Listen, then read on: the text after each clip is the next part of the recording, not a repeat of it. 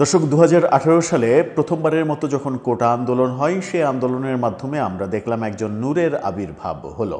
DUCSU VP হলেন, এরপরে নতুন রাজনৈতিক দল গণ অধিকার পরিষদ করলেন, এরপরে ২০২৪-এ আবারও আন্দোলন এবং এই আন্দোলনটা সফলতার মুখ দেখলো, সরকার পতনের দিকে গেল। সেখান থেকে নাহিদ আসিফদের জন্ম হলো, তারা লাইমলাইটে আসলেন এবং তারাও রাজনৈতিক দল তৈরি করলেন। এবার এনসিপি গঠিত হলো, কিন্তু এবার আগেরবার গণ অধিকার পরিষদ তৈরির পেছনে সরকারের কোনো সহযোগিতা না থাকলেও এবার এনসিপি গঠনের প্রাক্কালে আমরা সরকারেরও সহযোগিতা দেখলাম।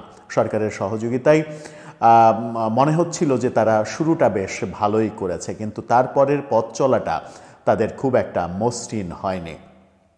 যে ঢাকা বিশ্ববিদ্যালয়ে আন্দোলনের পথ বেয়ে তারা রাজনৈতিক দল গড়ে তুলল, সেই ঢাকা বিশ্ববিদ্যালয়ের বহু ঘটনা আমাদেরকে কখনো সুখী করেছে, কখনো ব্যথিত করেছে।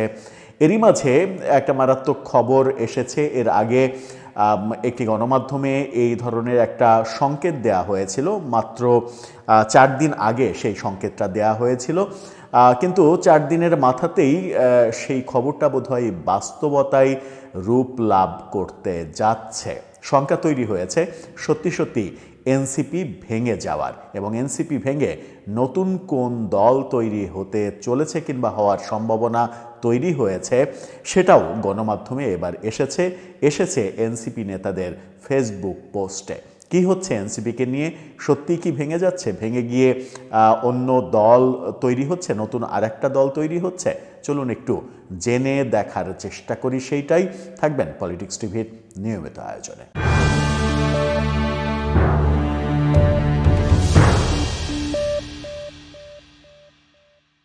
দর্শক, বলছিলাম ঢাকা বিশ্ববিদ্যালয়ের আন্দোলন সংগ্রামের কথা। ঢাকা বিশ্ববিদ্যালয়ের আন্দোলনের মাধ্যমেই তো মূলত গত বছর কোটা আন্দোলন থেকে সরকার বিরোধী আন্দোলনে রূপ লাভ করলো এবং আন্দোলনটা সারা দেশে ছড়িয়ে পড়ল। এরপরে আমরা ঢাকা বিশ্ববিদ্যালয়ে ইতিহাসের প্রথমবারের মতো ডাকসুতে শিবিরের ভূমিধস জয় দেখলাম, ছাত্রদলের পরাজয় দেখলাম। কিছুটা মনে হচ্ছিল যে শুধু ঢাকা বিশ্ববিদ্যালয় নয়, পুরো দেশ জুড়েই কিছুটা পাকিস্তান পন্থা জেকে বসেছে কিনা এই ধরনের একটা আশঙ্কা, এই ধরনের একটা আতঙ্ক আমাদের মধ্যে বিরাজ করছিল। সেই ঢাকা বিশ্ববিদ্যালয়েই এবার গর্বের কিছু অধ্যায় রচিত হচ্ছে মনে হচ্ছে। ঢাকা বিশ্ববিদ্যালয়ে মহান এই বিজয়ের মাসে বিভিন্ন হলে হলে রাজাকারদের পরিত্যাগ করা এবং পাকিস্তানকে হায়না হিসেবে ট্রিট করার যে চিত্র আমরা দেখছি, সেই চিত্রগুলো আমাদেরকে নতুন করে আশায় বুক বাঁধতে সহায়তা করবে। বহু ছবি সামাজিক যোগাযোগ মাধ্যমে ঘুরছে। একটা ফটোকার্ড আপনাদেরকে দেখাতে চাই। সেখানে ডাকসুর সামনে এবং একটি হলের সামনে প্রবেশ পথে পাকিস্তানের পতাকার অনুলিপি তৈরি করে স্টিকার মাটিতে মেরে সেটাকে পদদলিত করা হচ্ছে এবং হাঁটার পথে সেই ব্যাপারটা করা হয়েছে। এই ফটোকার্ডে যেটা লেখা হয়েছে, নো কম্প্রোমাইজ উইথ রাজাকার লেখা। পাকিস্তানি পতাকায় সয়লাভ ঢাকা বিশ্ববিদ্যালয়, আনন্দের সাথে পদদলিত করছে শিক্ষার্থীরা। ঢাকা বিশ্ববিদ্যালয়ের বিজয় ৭১, সার্জেন্ট জহুরুল হক হল, শহীদ জিয়া হল, এই হলগুলোতে আমরা যেমন দেখছি তেমনি ডাকসুর সামনেও দেখছি। এটা কিন্তু একটা বড় ঘটনা। এই ঘটনা যখন ঢাকা বিশ্ববিদ্যালয়ে, বলছিলাম ঢাকা বিশ্ববিদ্যালয়ের আন্দোলন সংগ্রামের কথা, সেই আন্দোলন সংগ্রামের মধ্যে এই ঘটনা যেমন একদিকে নতুন করে আশার সঞ্চার করছে বিজয়ের মাসে, অন্যদিকে এই ঢাকা বিশ্ববিদ্যালয়ের থেকেই জন্ম নেওয়া এনসিপি এবার পড়েছে ভাঙনের মুখে, তেমনই আভাস পাওয়া যাচ্ছে। এই আভাসটা আজকে এসে পাচ্ছি না, কিংবা গতকালকে হুট করে আমরা পাচ্ছি না। গত 5 তারিখে বাংলাদেশি গণমাধ্যম এনটিভি এই আভাসটা নিশ্চিত করেছিল। সেটা নিয়ে আমরা একটা ভিডিও তৈরি করেছিলাম। এনটিভি সেই সময় বলেছিল, এনটিভির ফটোকার্ডটা দেখে নিন, সেখানে তারা বলেছিল, তবে কি ভাঙনের মুখে এনসিপি? এবং সেখানে তারা বলার চেষ্টা করেছিল যে আসিফ মাহমুদ সজীব ভুঁইয়া এবং মাহফুজ আলম দুই উপদেষ্টাকে কেন্দ্র করে এনসিপিতে বড় ধরনের একটা ভাঙন হবে এবং এনসিপি কয়েক টুকরা হয়ে গেলেও আশ্চর্য হবার কিছু থাকবে না। এবার দৈনিক কালের কণ্ঠ একটা খবর সামনে এনেছে। সেই খবরের সূত্র ধরে আমরা যখন ফেসবুক পোস্টে গেলাম তখন ব্যাপারটা নিশ্চিত হলো যে এনসিপি বোধহয় ভাঙতেই যাচ্ছে।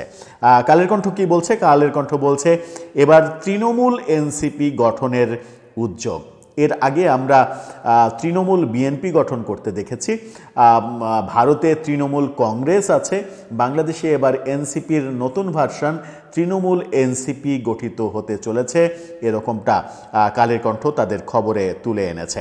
তারা বলছে যে তৃণমূল এনসিপি গঠনের উদ্যোগ নেওয়ার কথা জানিয়েছেন নাগরিক পার্টির সাবেক নেতা, বহিষ্কৃত নেতা মুনতাসির মাহমুদ।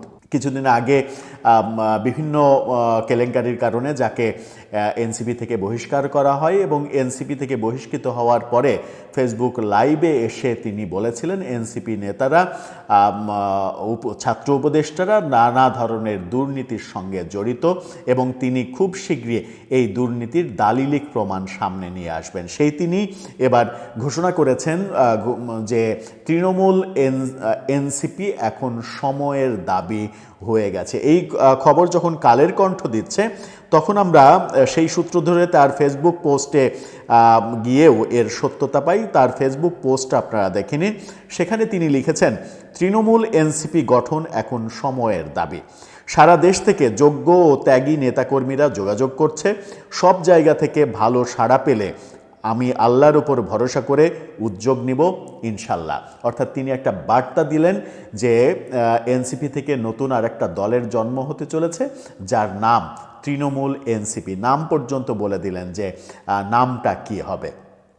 এই ভাঙনটাই কি মানে একমাত্র ভাঙন কিংবা শেষ ভাঙন হবে, নাকি এনটিভি গত 5 তারিখে যে আভাস দিয়েছিল, তারা বলছিল দুই ছাত্র উপদেষ্টা এনসিপিতে যোগদান করছেন না, যদি তারা সত্যিই যোগদান না করেন এবং তারা স্বতন্ত্র নির্বাচন করেন কিংবা বিএনপিতে যোগ দিয়ে বিএনপি থেকে নির্বাচন করেন, তাহলে তাদের পথ অনুসরণ করে এনসিপির শীর্ষস্থানীয় অনেক নেতা এনসিপি থেকে পদত্যাগ করবে। সেই ক্ষেত্রে এনসিপি বড় ধরনের একটা ভাঙনের মুখে পড়বে এবং এনটিভি এটাও বলেছিল যে এনসিপি ভেঙে কয়েক টুকরা হয়ে যাওয়ার সম্ভাবনাও রয়েছে।